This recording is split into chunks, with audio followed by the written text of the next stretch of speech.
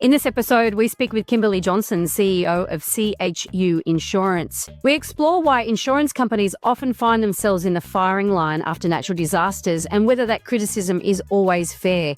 Kimberley will shed light on what makes some properties virtually uninsurable, how homeowners and property owners can avoid underinsurance, and the surprising factors that influence premium pricing. If you've ever wondered how much insurance is enough or too much, this is a must-listen episode. Welcome to The Elephant in the Room. This is the podcast where we love to talk about the big things in property that never usually get talked about.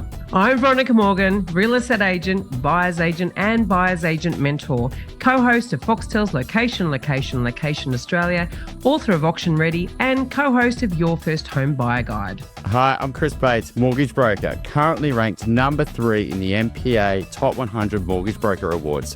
Before we get started, everything we talk about today is not personal advice, and we recommend you engage the services of a licensed and experienced professional.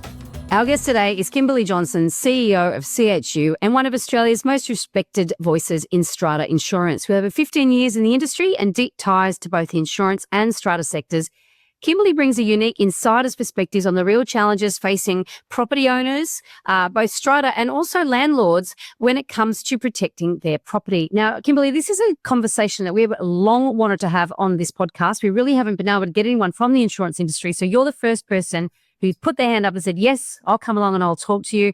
Thank you so much. It's really great to see you today. No, thank you for having me. I wonder if they know something that I don't. They'll be flocking to talk to us after you do, I'm sure of it. Yeah, I mean, we've done we're going to have the 400 episodes soon. I think we have done some on like personal insurance and life insurance. I can't remember if we did one on home and contents insurance, but we did one on underinsurance. Underinsurance, yeah. So we've sort of flirted around this topic a little bit, but I think it's I mean, to be honest, a lot of people just don't understand how it all works, and then even strata insurance and can you sort of just give us an understanding of what it covers, what it doesn't cover, and the legal responsibility around the country around strata insurance? Okay, so the first thing is strata insurance is governed by the different state and territory bodies. So every state's legislation is different. What is common throughout the states and territories, and what makes strata insurance different than home insurance is actually that it's a mandatory insurance cover. So every strata title in Australia has a responsibility to insure their building, so the property, for full replacement value, and they also have a responsibility to insure for a minimum amount of legal liability. Now, I think in some states that's still 10 million. In most places it's 20 these days. So they're the minimum covers that go across everywhere. And then there's some other covers in state jurisdictions that could be mandatory. For example, in South Australia, in a strata title has to have fidelity guarantee cover that covers up to the amount of their sinking funds. And then there's other covers in different states which can be required. So we're the elephant in the room for a reason, because we do like to just sort of cut to the chase a little bit and sort of like really unpick it a little bit. And I mean, just your take, just generally speaking, obviously there's mandatory, but I mean, you might not be able to get insurance. I don't know how that works. We'll talk about that later. But, just are people really insuring their buildings for anywhere near the cost of replacement value? Is there a massive underinsurance problem? And, what are some of the major issues right now in the industry? I think that underinsurance is a big problem for the industry. One of the things that we saw, particularly through COVID, was really high inflation through the property construction inputs into CPI. And so whilst we had CPI relatively flat, we had the property construction inputs going up around 17-18% in 2022. And what does that do? That drives sums insured up, except for if people aren't getting valuations, which the valuations certainly weren't keeping pace. And so we were watching we call it sum insured, which is what people are insuring their property for, the dollar amount. And we were watching sums insured sort of float between 2, 4, now up to 6% at a time when we had inflation up to 17. And so we could clearly see that there was an issue with underinsurance. What we are seeing now in strata world is that inflation has come off. It's down closer to where CPI is. and sums insured now are continuing to go up because they're still catching up with those inflationary factors that they didn't keep up with in 2022. That is so fascinating because, like with a lot of legislation, the intent is there. The intent is to get every strata building insured so that if anything should happen, it can be replaced without the owners needing to dip further into their pockets. But clearly the legislation hasn't covered off on the idea about, well, how do you determine the amount of insurance or the insured value? I know that also after speaking with quantity surveyors versus valuers, there's two different sort of methodologies, if you like, to working out what the replacement value would be for a building. Do you have any sort of thoughts or insights you can lead into that? Because I often think a valuer isn't trained in the replacement cost of a building. So how do they work out what it should be insured for? So, I mean, if we're considering a small strata scheme or a home, if someone's getting an insurance valuation, that is going to be based on the square meterage of the building and the cost to build that type of building at that time. So it's better than putting your finger in the air or taking a guess, but nothing's going to be as good as a quantity surveyor's valuation. Now, everyone probably can't afford to get a quantity surveyor to come out to the property every year, and you do need to keep sums insured up to date. So just the standard insurance valuation is far better than nothing, and keeping those up to date every couple of years will certainly keep you on the right track. And so it's not that there's anything wrong with a standard insurance valuation. What you don't want is tick and flick. You don't really want drive-by valuations. You want the valuer to have taken into account the characteristics of that particular building, not just an average building that looks like that. You do want it to be personalised to the building, which is what a quantity surveyor does. But they are vastly different in cost, which is why you don't see everyone getting quantity surveyors to do their work when it is the most reliable source of evaluation. Can we just obviously in your cost of construction goes up, right? Then your amount of cover that you need goes up, and that's really been sort of highlighted in the last few years because inflation wasn't cutting it, right? So then that must mean the cost of the insurance goes up, the same percentage, right? But has the cost of insurance been going up a lot more than, just because I don't know, just generally there's issues in the insurance industry, there's more claims, I don't know, how's it working? Is it becoming really prohibitive for you to insure these buildings? Yeah. So I guess there's a number of factors that go into the cost of insurance, but you are correct. So if the sum insured goes up, the premium will go up with it at a rate. But you're also correct in what we have also seen happening over the last few years, and it probably has cooled off this year, is we have seen the rate of insurance become more expensive. And so that does have a compounding effect where if the sum insured goes up and the rate goes up, the premium goes up by both of those factors. Now, there have been a number of factors driving the cost of insurance over the last few years. And we did touch on just that sheer inflation in the property construction inputs. Now, that was really driven through those 2022 floods that we saw in New South Wales and Southeast Queensland. So that was a giant event for the Australian insurance industry. And insurance and property insurance in Australia is driven by the cost of reinsurance, which is based on the flood risk, the earthquake risk, the hail risk, the storm risk for a particular building at a particular address.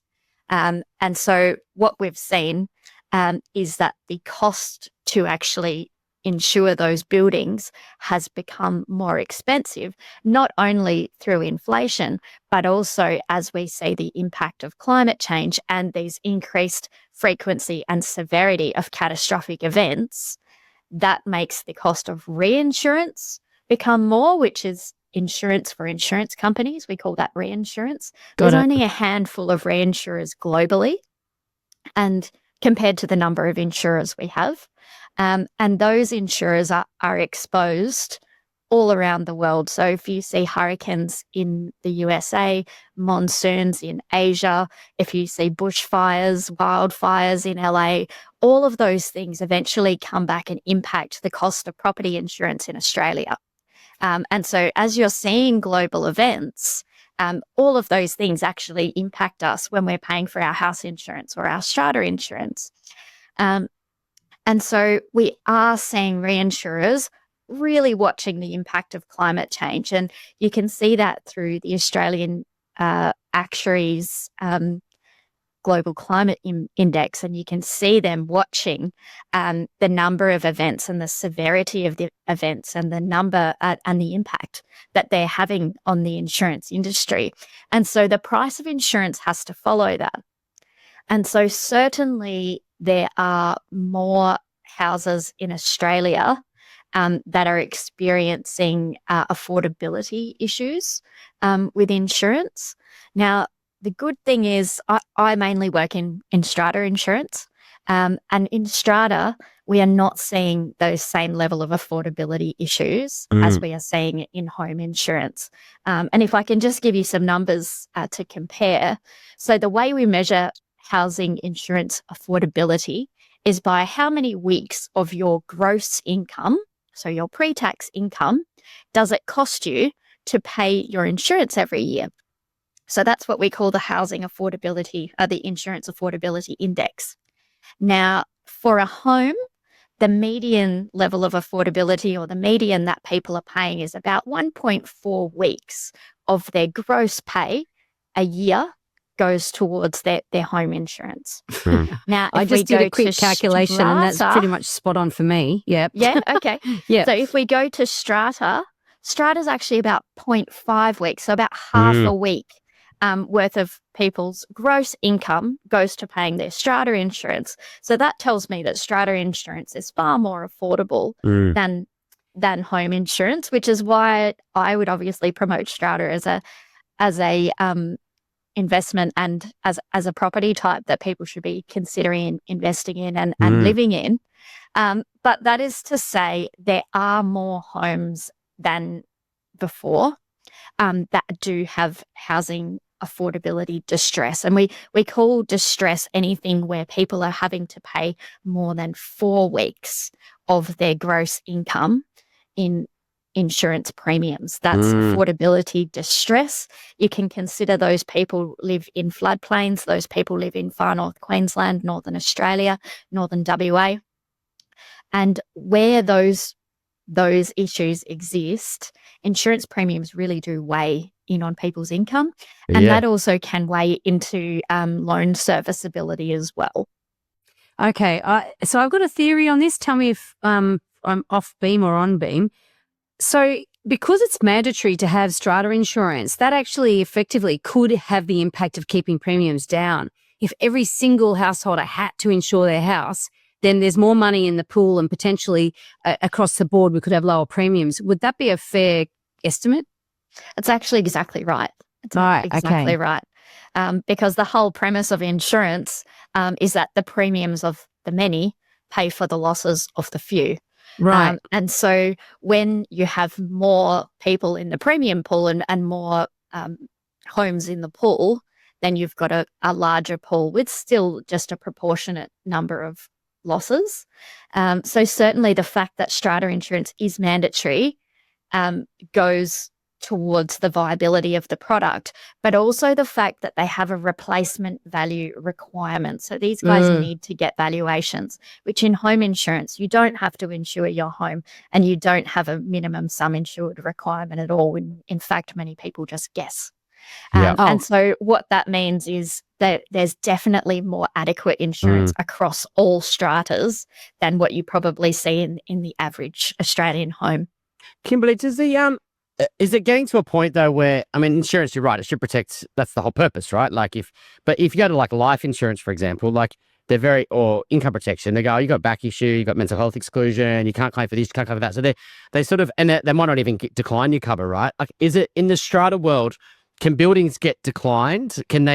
Are they premiums dramatically higher if they're much higher risk, or are you sort of protected a little bit because it's mandatory? It just goes into the whole pool, and even if a building does have much higher risk, it doesn't really pay a much higher premium. How does it work? So where we have come from and where we are now, if you went back 10 years, it was much more about a grouped number and an average premium. So, you're going, you've kind of got a rate for Sydney Metro, you've got a rate for Brisbane, right? Now, everything is very, very granular. And so what we have is address level rating for every building in Australia. And so that is great if you are a building that is a lower risk, because it means you're not subsidizing a building that is a higher risk. But if you are a building that is a higher risk, so if, for example, you're on the edge of a bushfire zone, you're going to be paying more than a building against bushfire than a building that's not on a bushfire zone. And so it's very, very personalised, which means it's very fair, but it also means there's no cross subsidies anymore. And that's why we're kind of seeing the emergence of this kind of affordability issue, because we don't have the average anymore. We do see people kind of more at the extremes. Now, I would say in Strata Insurance, very, very few buildings can't get insurance at all. But what you will have is reasons that a building can't get very many options, or they might only be able to get one quote. So there can be reasons like in Strata, which is very different than home, the sum insured limit is very, very high. So the biggest building that we participate on is $1.6 billion. Wow. That is a huge amount of capital. So if you think an insurer has to have that sitting there waiting to pay it, right? So if they're on risk for $1.6 billion, they've got to have it there ready to pay tomorrow. And so that's a huge commitment. So there's not many insurers or parties who can participate have the resources on that kind of a program. So the really big buildings will have a limited number of options. We have had issues in far north Queensland with insurance availability, particularly because strata is larger sums insured than homes. But what we have had introduced in the last few years is called the cyclone reinsurance pool. Now, the reason that Northern Australia is undesirable from an insurer's perspective is because of its cyclone risk. And the big example is probably Cyclone Tracy. And that absolutely decimated Darwin when it came through in 1974. So now insurers are very aware of their risk in Northern Australia, and that's why the cyclone pool came in to replace that cyclone risk. And so it's intended to bring competition and availability back up into Northern Australia. And my experience has been that has been the case. So the cyclone pool across just our business took $45 million off the top line of premiums. So that tells me that's made insurance in Northern Australia far more affordable. Wow. The thing other than location or the sheer size of a building, which can make a building difficult to insure, that is pretty strata specific, is defects. So you have defects and you have combustible cladding. And so if you've got a building defect that affects, for example, balconies or affects the fire rating of a building or the ability to evacuate a building quickly, those things can make a building difficult to insure, because if there's loss of life involved or the potential for catastrophic loss of life, like we did see in Grenfell Tower, nobody wants to be involved in ensuring that. And so what we typically do with those buildings, which they do exist, is work with them over a period of time to rectify the defects in the building, because they do still have a mandatory insurance requirement, but there's issues with their insurability. And so normally you work with them over a period of a few years to improve either maintenance issues or defects to get it back to a standard level. Is there an obligation on the industry to work with those sorts of executive committees or owners' corporations if it's mandatory to insure, but you're a private enterprise, you go, well, it's not mandatory for me to insure it or for us to insure it. But is there an obligation on the industry to make sure that buildings such as that can still get insurance? So I'm obviously not here to do a big sales pitch for CHU, but we are Australia's first strata insurance underwriting agency. We created the first strata pack. And we are, in fact, the largest strata insurer in Australia. And so when we saw, particularly Grenfell Tower, there was a lot of fallout from Grenfell Tower, and then the issues that happened with Opal Tower and Mascot Tower here in Sydney, there was issues with defects, and many, many insurers exited either flammable cladding or defective buildings, and they were not going to be able to get insurance. We made a decision as the market leader to continue to insure those buildings and to continue to work through and offer solutions. It probably wasn't necessarily the easiest thing we could have done for our business, but we did feel obligated at that time as the leader to work through that with people. So that has been a very big piece of work over the last sort of 7 years. It's interesting. Yeah, I mean, I was just so if it's a defect to the building that causes an issue, does the insurance cover that? Like, is it a builder issue? Is that how does it all work? Where does this kind of pass the buck and someone who thinks they've got insurance haven't got insurance because, they're not actually covered? So this is very much, it's kind of a terms and conditions thing and a what actually happened thing, I would first say. But if I'll try and answer your question and colour it with some caveats. So the first thing is, when it comes to who's responsible, if you look at the ruling that Opal Towers had, there was a number of parties found to be financially responsible for what went on there. And so the buck doesn't necessarily stop with anyone, but it also kind of stops with everyone. And so you can't expect that it's going to be someone else's problem. I think the actual rectification of a structural defect will never be a property insurance claim. Okay. But you can have instances where you'll have water enter through a defect that will be covered under some insurance policies and not covered under other insurance policies. Right. So you'll typically, in strata insurance, you'll be covered for accidental damage, which if you didn't know there was an issue until it rained and water comes in. Yeah, right. If an insured couldn't have known that there was a problem with their building, typically they'll be covered as long as they first rectify. If, say, water enters through the roof, they fix the roof, then insurance will pay to fix any damage on the inside of the building. But that's not in every circumstance, but it is an avenue that can be explored. I guess the other thing is you've kind of said, oh, well, does insurance cover defects?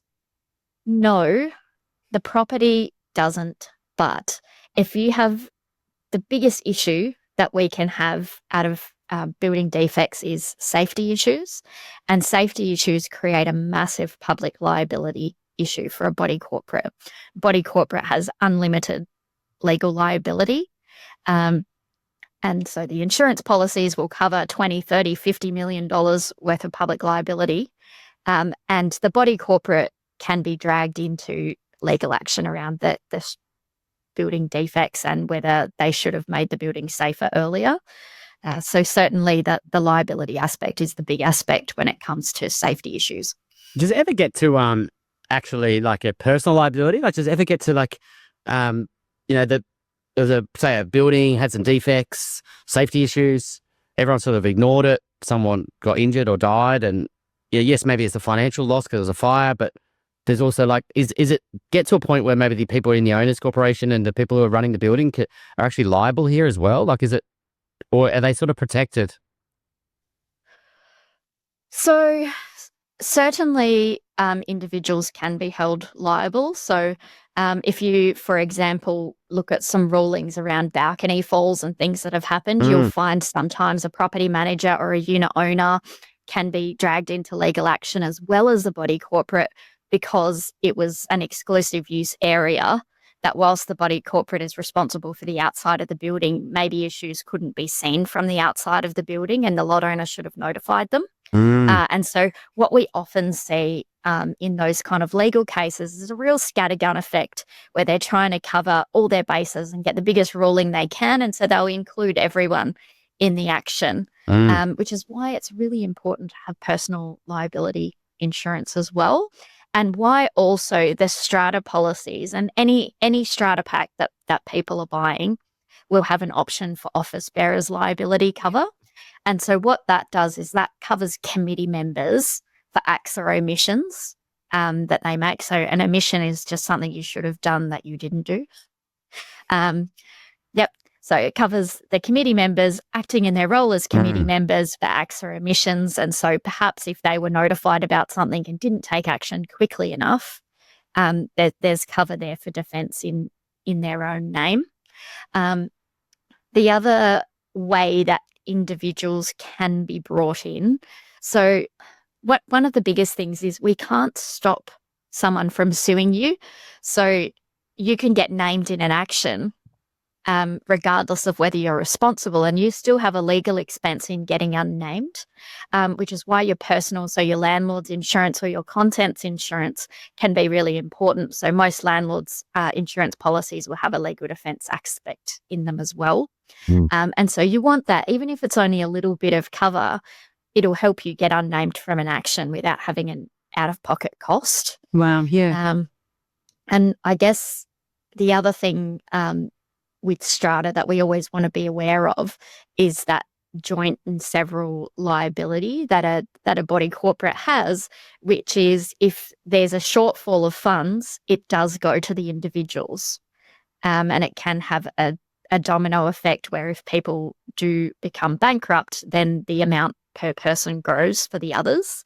And so that can be significant for individuals, which that's why it's really important to have your insurance policies in place. That's why it's really important to have a good sum insured on your legal liability, on your office bearer's liability. Make sure you've got your personal insurances in place, like your landlord's insurance, your contents insurance, but also to make sure that as a committee, a body corporate are having discussions about those things, and so things aren't being left to the wayside. And that's why it's also really important to actually rock up to your strata meeting. Don't just do proxies, actually be there and get involved and engage, because then you can know what's going on, what decisions are being made, and you don't end up inadvertently involved in something that you'd rather not be.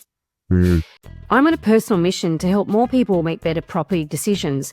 You know, most people don't realise that they can cost themselves hundreds of thousands of dollars over the medium to long term when they make property decisions without all of the information that they need. And what I do is help people with tricky real estate problems, which often masquerade as simple questions like, should I sell my investment property because the interest repayments are hurting? Or should I buy before I sell? Or the other way around. You can connect with me and access all of the tools that I've created to help you make better property decisions at veronicamorgan.com.au. And there you will find resources for first home buyers, details about my buyer's agent mentoring program. You can connect with my Sydney-based property management and buyer's agency teams, Australia-wide vendor advocacy, or ask me for introduction to the small group of buyer's agents that I would personally recommend across the country. That's veronicamorgan.com.au. If you're looking to buy your first home, thinking of upgrading to a new one, or purchasing an investment property anywhere in Australia, we would love to carefully guide you through this journey and, importantly, get the finance right. Reach out via my website, alcove.com.au. This is such an illuminating discussion. Kimberley, we were talking about things that I didn't even think we'd be talking about. You know, but these are really important and really good for us to understand how this all works. And I've got, you know, one property I have is an apartment, and I'm actually on the committee. And yes, we do have office bearers insurance. I made sure of that before I accepted the nomination. But you know, I'm always astounded at the very few people, the same handful of people who turn up to the AGMs, you know, and all these other owners that just, you know, I'm glad they never complain when we put the levies up or anything. But you know, it astounds me the level of disinterest. And yet, as you mentioned, as individual owners, we are jointly and severally responsible or liable for, anything that goes wrong with the building, right? So Mascot Towers would be a very good example here, I would think. What do you know about that? Could you illustrate, I guess, and give us a real life example about how this can play out at really bad, at worst case? Yeah, I probably won't talk about a particular building, particularly as fair enough. I haven't had any direct involvement, I should say, in Mascot Towers at all. But I'll just give you a very broad and basic analogy around how that can play out. So if we have 10 unit owners and we have $1 million loss that isn't insured, or we could have $1 million special levy.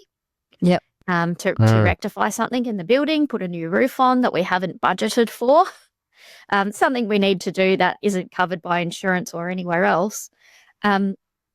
Typically that will be divided by lot entitlement, and then everyone pays their portion. But in the concept of jointly and severally liable, what we have is if somebody becomes bankrupt or has a forced sale of their unit because they can't afford to pay it, that then goes on, the $1 million is divided by 9, and maybe someone could afford to have paid their original 100,000 or so, but now that it's more, they can't, they go over as well. And so it continues to grow for the remaining owners. And I'm not aware of what's happened in any specific examples, but I mean, that would be a reality, I imagine, for schemes in distress, is that you can be left with the people who actually have the wealth left holding quite a big bill on their own.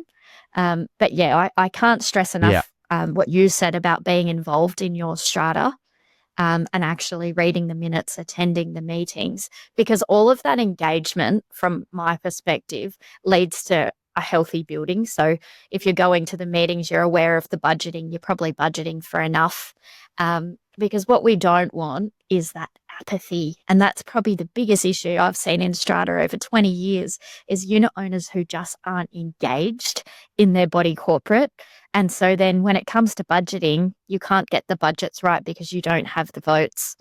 We need people there who are engaged in the building, who want to be involved in the body corporate, who want to do things like risk management, who think about resilience of the building from a catastrophe perspective. So again, if I bring it back to insurance, we're going to have more severe weather events in Australia, and we know that for a fact. What we need to be able to keep our insurance premiums down as individuals is to have buildings that are resilient to whatever our risk is. So if we're in Northern Australia, that are resilient to wind. In Sydney here, like wind-driven rain. And so we want to be making sure that our building is as resilient as it can be when events happen, because that's how we're going to keep our premiums down in the future. And so buildings that do have those sort of design elements in place, or were built with that in place, or they've perhaps retrofitted some of these measures, does that qualify them for lower premiums? So what we see at the moment is that it plays out through the claims history. So if they're not having claims, they're not wearing those premium loadings, they're not wearing those high imposed excesses. But so what we're kind of working on at CHU at the moment is working on incentivizing some of those proactive maintenance things, silly things like cleaning out the gutters regularly, changing flexi hoses. They actually really move the needle in terms of claims. And if they move the needle in terms of claims, they can move the needle in terms of premium. So that's what we're sort of working towards over the next 12 months, is quantifying some of those factors for people, so we can say to them, if you do this, here's what we can do for you with your premium. I love that, because, well, but so you could extrapolate that into just an individual standalone house as well. You know, we in a property management business, we do, we're really proactive about making sure, because the landlord is an absent owner effectively, and the tenant may or may not notice things or mention things. And so we've got to make sure that those types of maintenance, low cost maintenance activities are done regularly. Have you finished, you're in the process of working through that? Have you actually got to a point where you've got that as an offering, or are you still working on it?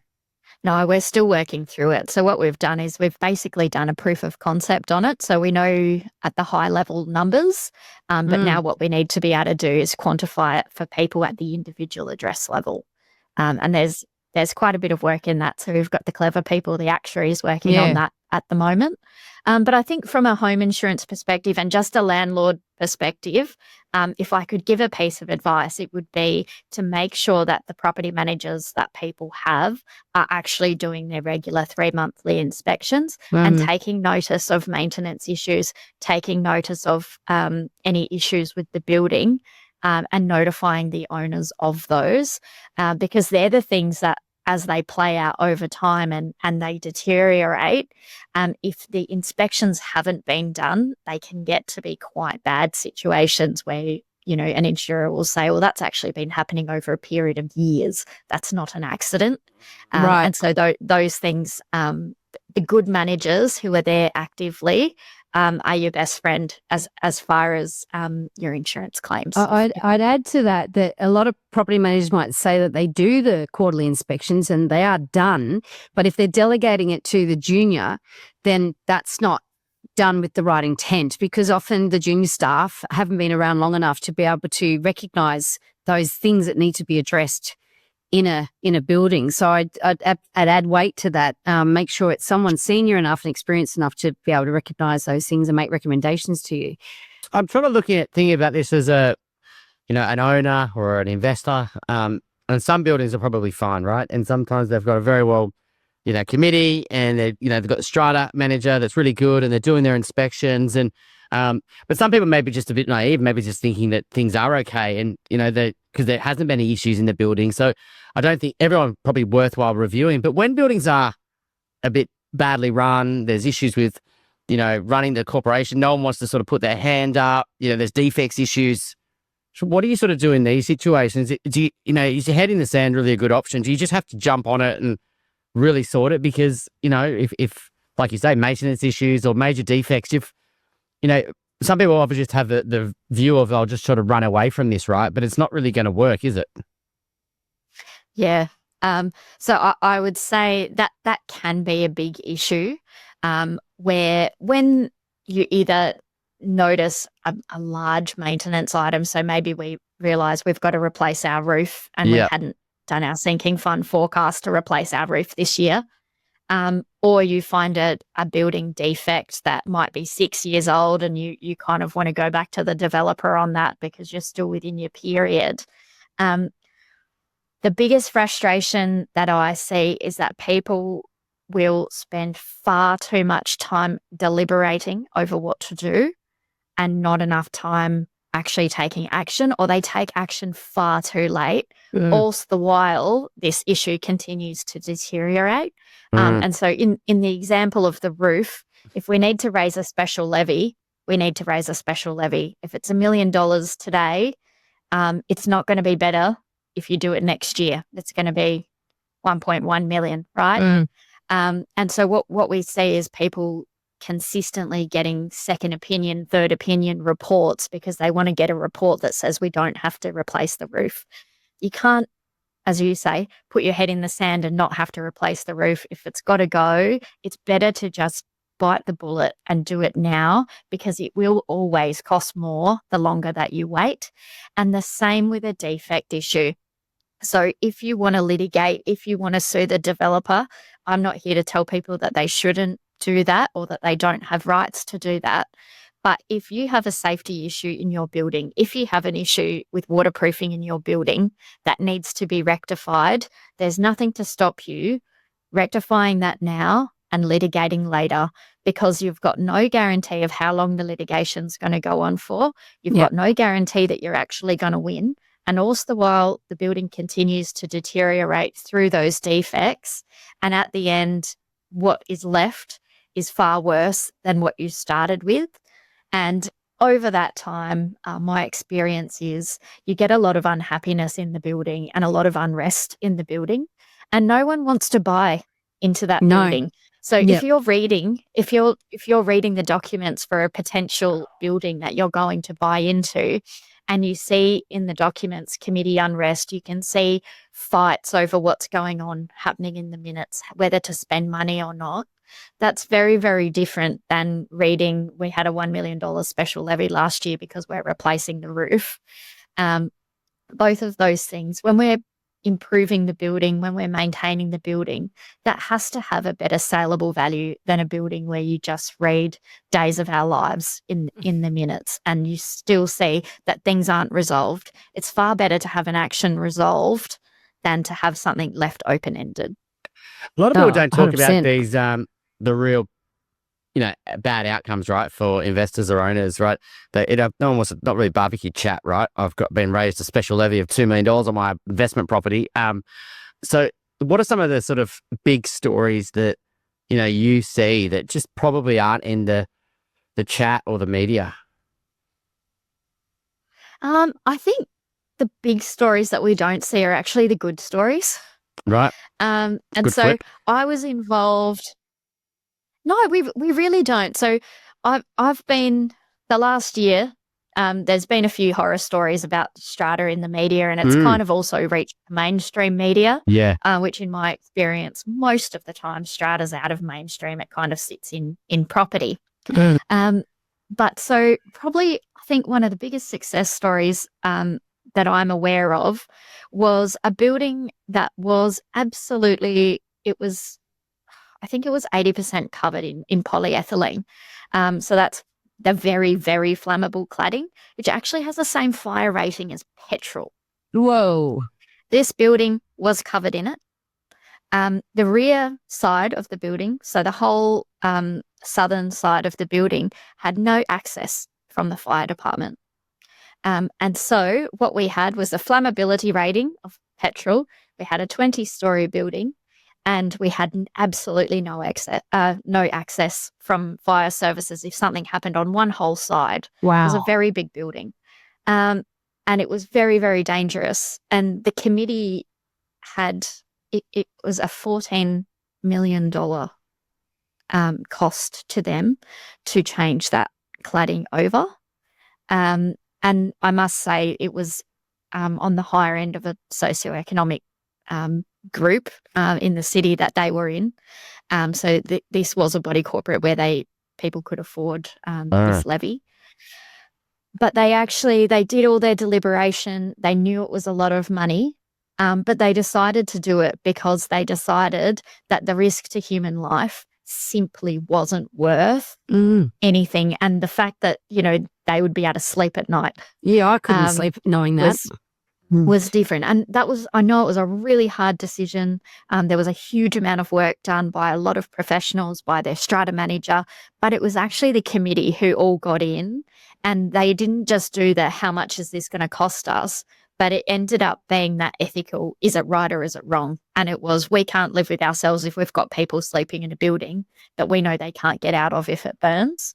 And I must say, there's not many of those really serious ones in Australia, and we didn't have many of those, but that was a very good example of decision making, and that, real fourth tier of government, which a body corporate is, operating in a really ethical way that I would want that I would want in my building. So from your perspective, what would you say is the biggest misconception people have about how insurance works? I think the biggest misconception about how insurance works is that insurance companies are kind of out to take people's money, but they don't want to pay claims. There's a huge amount of consumer protection in place first. So there's the General Insurance Code of Practice, which sets out how we have to deal with our customers. We have a huge responsibility over vulnerable customers and people experiencing financial hardship. So if we have a claim, we're actually out there, we're looking for wheelchair ramps, we're looking for signs of distress or mental health issues when we're actually on the ground, because we're looking for the fact that an insurance claim is an additional stressor in someone's life that could be really, really bad for a particular group of people. And so my experience over 20 years has been the people who work in general insurance, we all do it because we want to help people. We're not there thinking about profits over people, but an insurance company does have to make money or they can't be a business, right? And so it is that balance. That's something certainly we all very much care about our customers. Yeah, that's something that's really struck me. I mean, the most recent floods we had in northern New South Wales, and our Prime Minister was on a press conference, having a go at insurance companies and sort of almost threatening them to say, you guys pay up, don't make it difficult for people. Now, I can't speak to whether some insurance companies had made it difficult for people to claim in previous floods or not. I don't know where that came from, but it did strike me as that we do need a profitable insurance industry. Otherwise, no one can insure anything. That's sort of what went through my head at the time. But do you think it's fair that Albo was up saying that? Do you think that the insurance company insurance industry in some corners perhaps is deserving of that? I think maybe the insurance industry can be proud that the only issue which received bipartisan support over the whole election campaign was beating up insurance companies before Cyclone Alfred even arrived. Wow, there you go. Yep. Yeah, so I think from where I sit, there was a lot of undeserved criticism.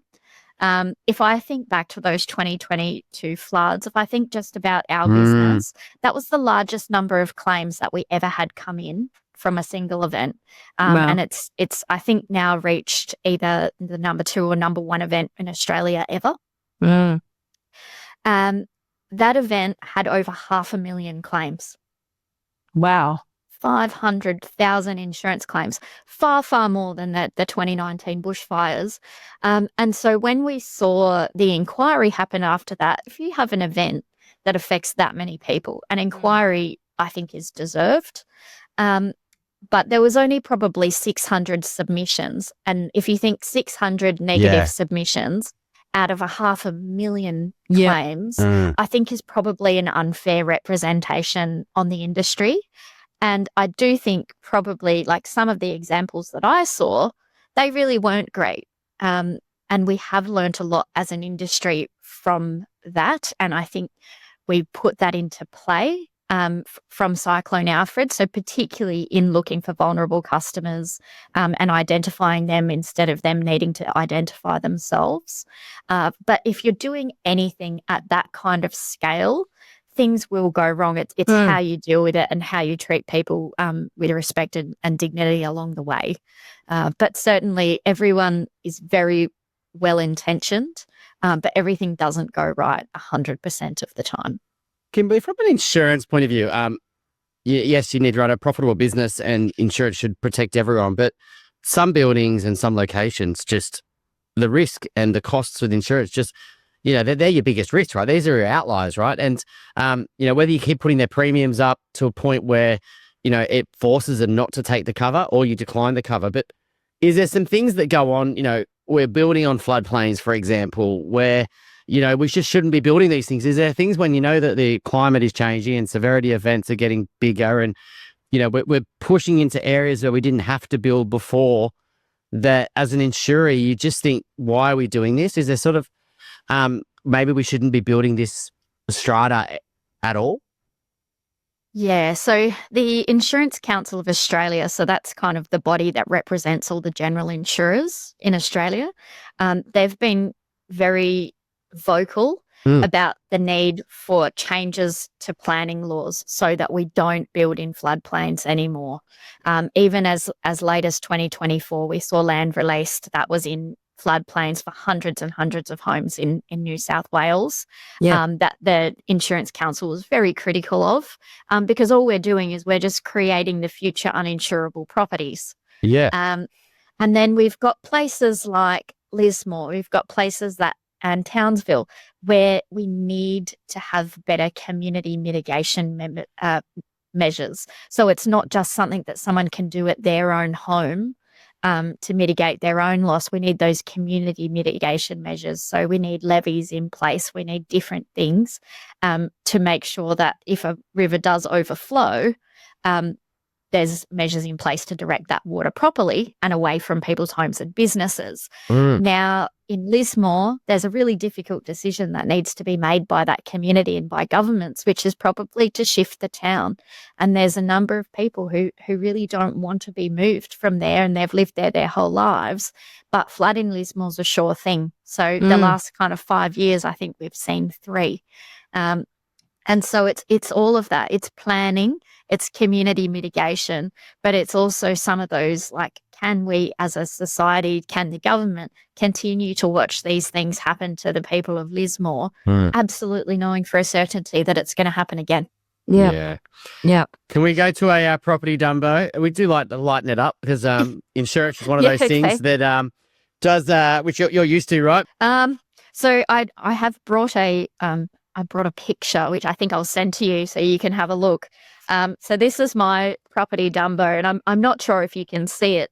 But basically, it's not just what it is; it's how it came to us.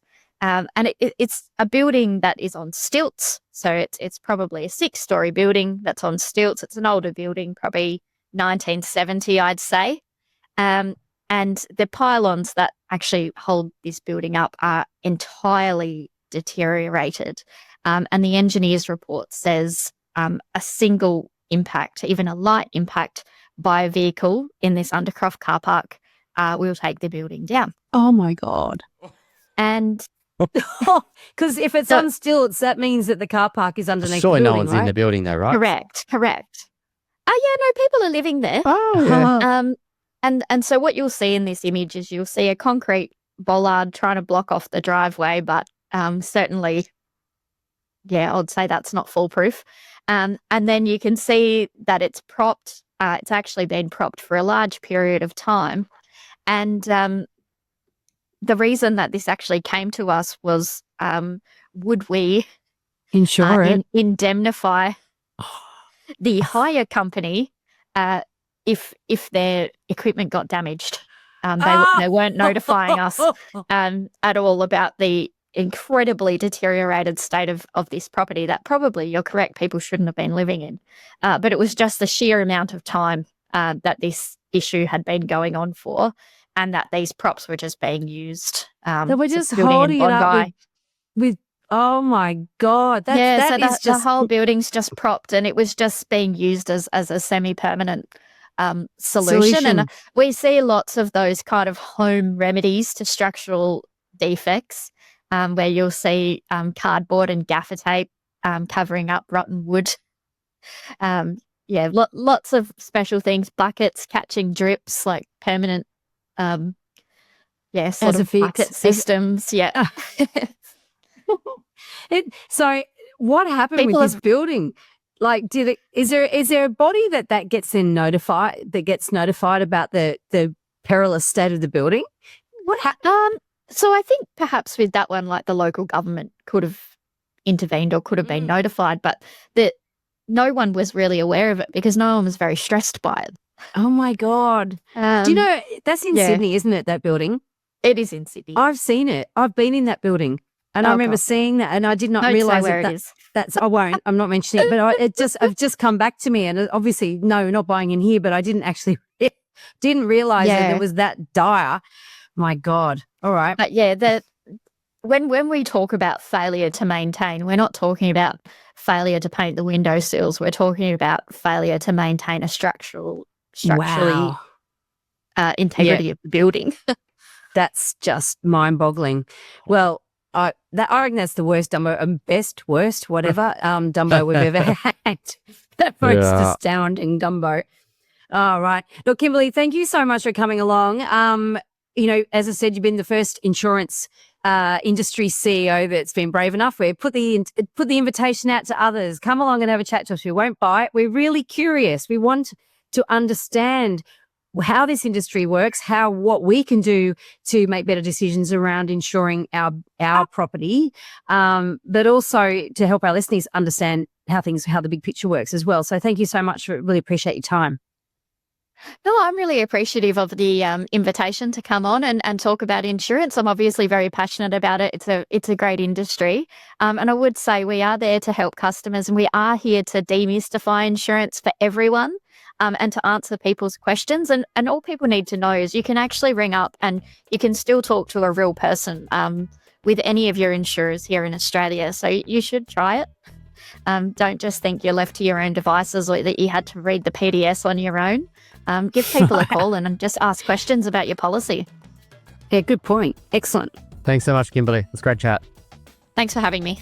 If you have a question that you'd like us to answer in an upcoming Q&A episode, you can send us a voicemail or written question via the website, theelephantintheroom.com.au, or you can email us directly at questions@theelephantintheroom.com.au. If you like what you're hearing, please share this episode with others you feel would benefit. And while you're at it, why not leave us an iTunes review? 5 stars would be great.